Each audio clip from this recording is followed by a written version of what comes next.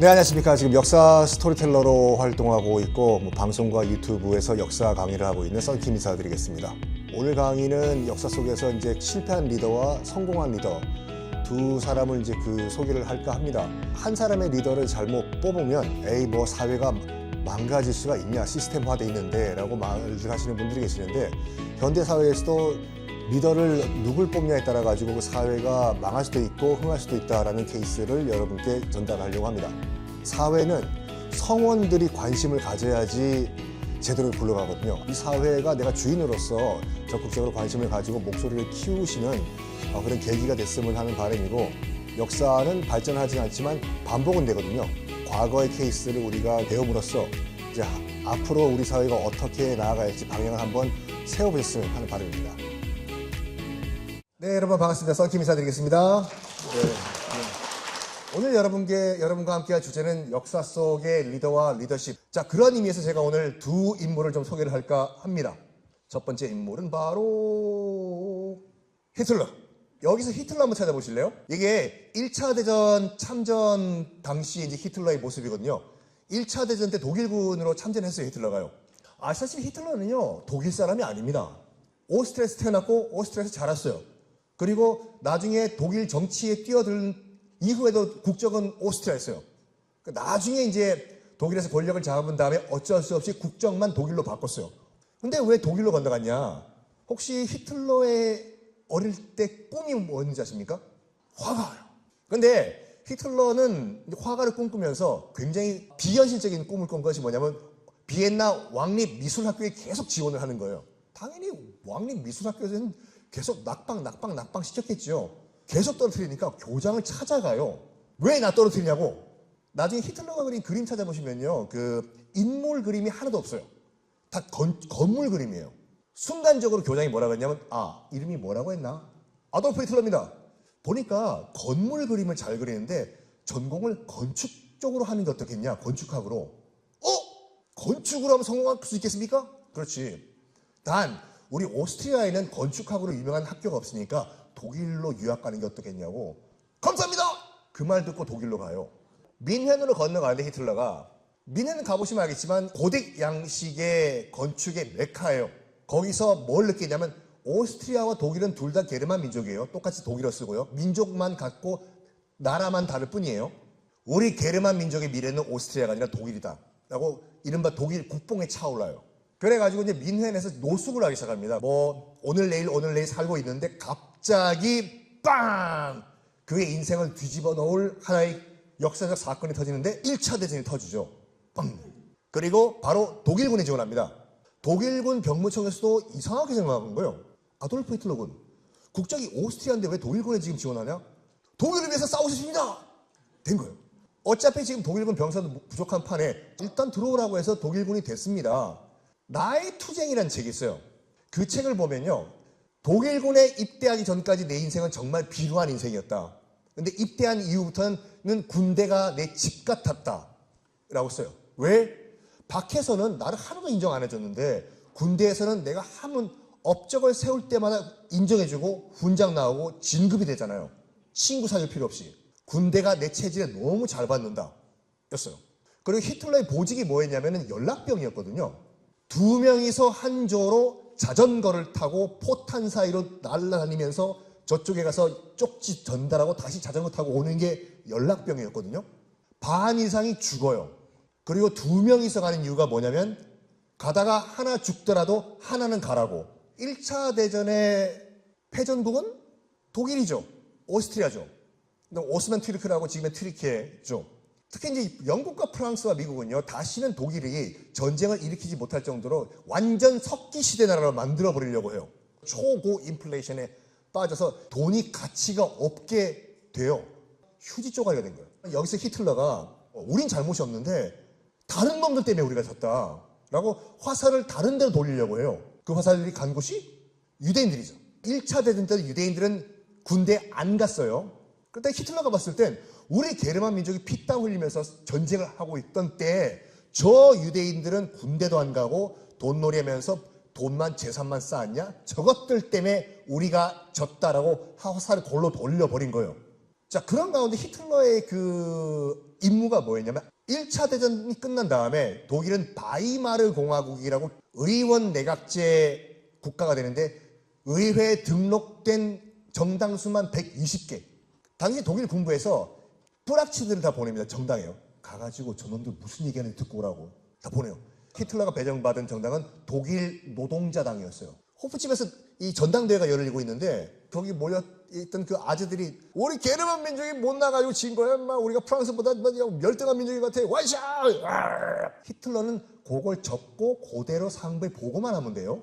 근데 얘가 빡 돌아가지고 그 유명한 연설하기 시작합니다. 당신들 같은 놈들 때문에 독일이 진 거라고! 당신 똑바로 정신 차려고! 그 유명한 연설해버린 거야, 거기서. 그걸 누가 봤냐면 안톤 드렉슬러라고 독일 노동자 당수가 봤어요. 우와! 연설 짱! 너 전역하고 정치할 생각 없냐고. 가만히 생각해보면 히틀러가 자기는 아무도 지금까지 인정을 안 해줬는데 처음으로 고위 정치인이 자기를 인정해 준 거잖아요. 먼저 손을 내밀어서 하자고. 그래? 내가 한번 정치해볼까 독일에서? 하면서 바로 전역을 하고 독일 노동자당에 입당을 합니다. 그리고 1922년에 굉장히 중요한 일이 하나 발생을 해요. 이게 아니다 기다라고 주장하시는 분들이 계시는데 독일 노동자당 당수 선거가 있었어요. 안톤 드렉슬러가 나오고 아돌프 히틀러가 나갑니다. 딱 한 표 차로 아돌프 히틀러가 당수가 돼요. 히틀러가 독일 노동자당의 당권을 잡자마자 당의 이름을 바꿔버립니다. 국가사회주의 독일 노동자당이라고 해서 내셔널 소셜리즘이잖아요. 내셔널의 독일 발음이 나치오날이거든요. 그래서 나중에 이거를 반대하는 사람들이 나치오날 당을 비하하기 위해서 만든 것이 앞대가리만 따가지고 나치당이에요. 스스로를 나치라고 안 했어요. 자, 이제 당권을 잡았습니다. 이 기회에 내가 전국 대권 한번 잡아볼까? 하면서 무리수를 넣어버립니다. 여기 왼쪽에 있는 사진이 민헨 폭동이라고 해가지고 쿠데타를 일으켜요. 몇 월 며칠 날 민헨에 있는 독일의 군장성 정치 고위 정치인들이 다 호프집, 진짜 호프집이었어요. 모인다는 첩보를 듣고 나치 당원들을 이끌고 가가지고 다 포위한 다음에 꼼짝마! 그런데 어떤 쿠데타든 뭐든 제일 먼저 해야 될 게 뭔지 아십니까? 방송국과 전화선 끊는 거예요. 근데 그걸 안 끊었어요, 히틀러가. 그래서 호프집에 잡혀있던 고위 정치인들이 SOS를 받게 때린 거예요. 그래서 지원군이 와가지고 다 잡혀요. 자, 이제 재판 받습니다. 그 앞에 판사가 물었습니다. 너 왜 국가 전복을 하려고 했냐? 히틀러가 어차피 나 죽을 거 내 할 말 다 죽고 죽겠다 하면서 있는 대로 다 얘기한 거예요. 우리 독일이 망한 거는 너 판사, 검사, 변호사, 옆에 있는 기자들, 기성세대 너 때문에 망한 것이다. 정신 차려라. 이거를 기자들이 보고 뭐야 연설 왜 이렇게 잘하세요? 하고 독일 전역에 대서특비를 한 거예요. 민헨의 한 청년 정치인 할 말 바른 말 했다. 이때부터 히틀러는 전국구 스타가 됩니다. 법원에서도 함부로 못해요. 원래는 사형인데 9년형으로 감형했다가 1년 6개월 감형했다가 9개월 만에 풀려나요. 이런 식으로 집권했는데 히틀러는 솔직히 말해가지고 정치적 능력은 별로 없었어요. 괴벨스라고 당시에 히틀러라는 괴물을 만든 홍보 PR의 천재예요. 괴벨스도 히틀러를 이용했어요. 얘를 포장 잘해가지고 총통으로 만들어버리면은 내가 빌붙어서 2인자로서 권력을 누릴 수 있겠구나 해서 히틀러가 연설을 잘했으니까 요렇게 했을 때 와 청중이 반응이 좋고 요렇게 했을 때 안 좋고 이거 다 사진 찍어서 분석한 거예요. 이 괴벨스와 히틀러가 합작이 돼가지고 나치 독일을 이제 포장하기 시작하는데 아직까지 우리가 쓰고 있는 많은 것들을 이 양반들이 만들었어요. 1936년 베를린 올림픽이요.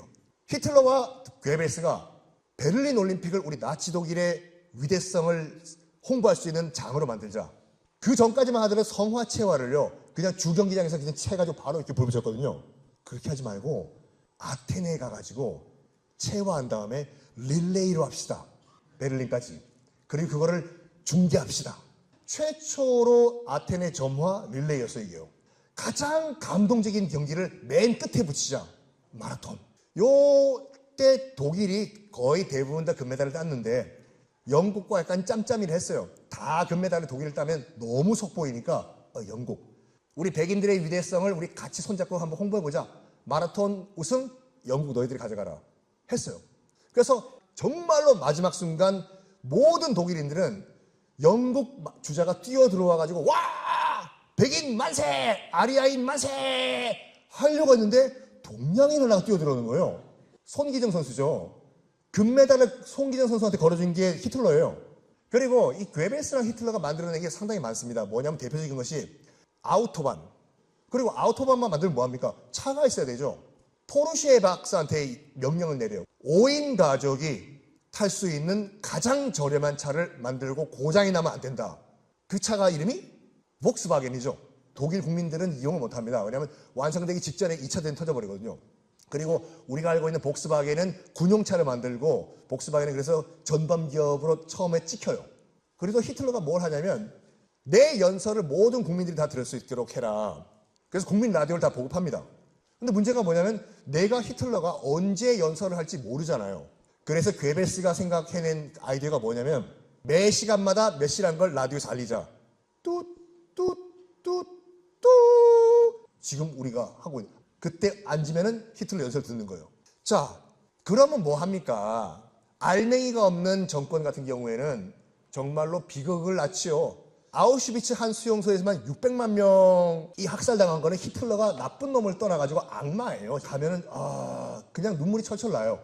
이거 봤을 때 정말로 한 사람의 지도자가 한 나라의 운명뿐만 아니라 그 공식적으로 민간인 합쳐가지고 사상자 다 합쳐가지고 5,500만 명이에요. 2차 대전 때. 자, 안 좋은 얘기 했으니까 좋은 얘기 좀 해볼까요?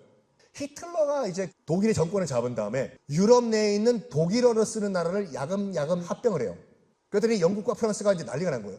저 독일 또 세계대전 일으키는 거 아니냐? 그래서 물어봐요. 세계대전 또 일으키려고? 무슨 소리냐고. 그냥 우리는 독일어 쓰는 지역만 다 통합해가지고 우리끼리 잘 살려고 한다. 이게 당시에 체인벌린이라는 영국 총리인데 그래?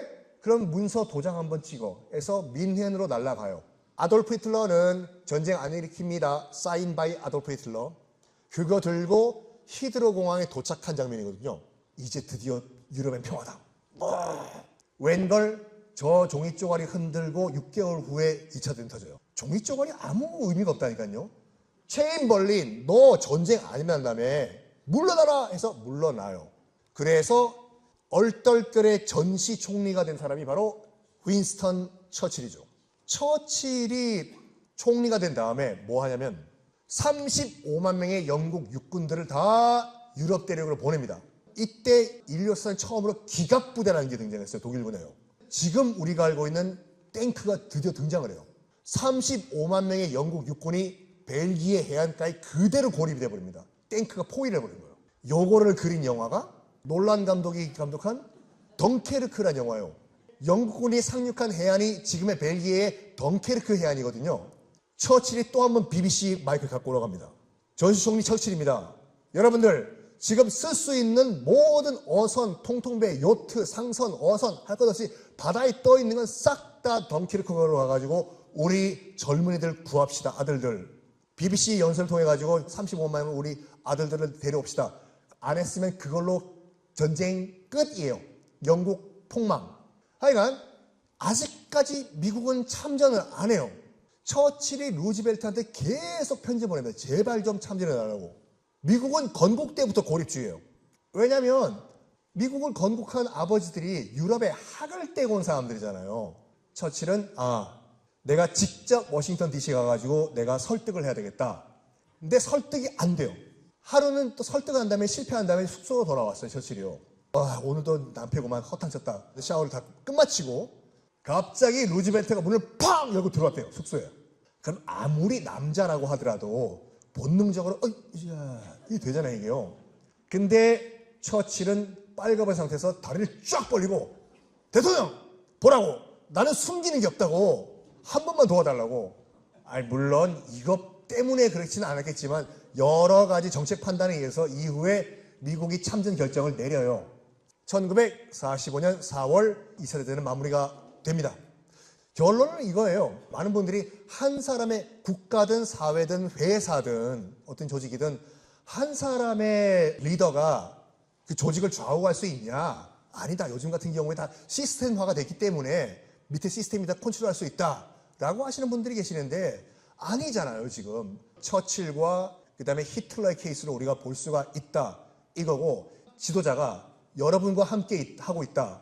우리는 한 배를 탔다는 거 메시지를 전달하면은 말 안 해도 조직원들은 따라와요. 그거를 이 지도자들이 보여주고 있다라는 말씀드리면서 제 강의 마치겠습니다. 감사합니다.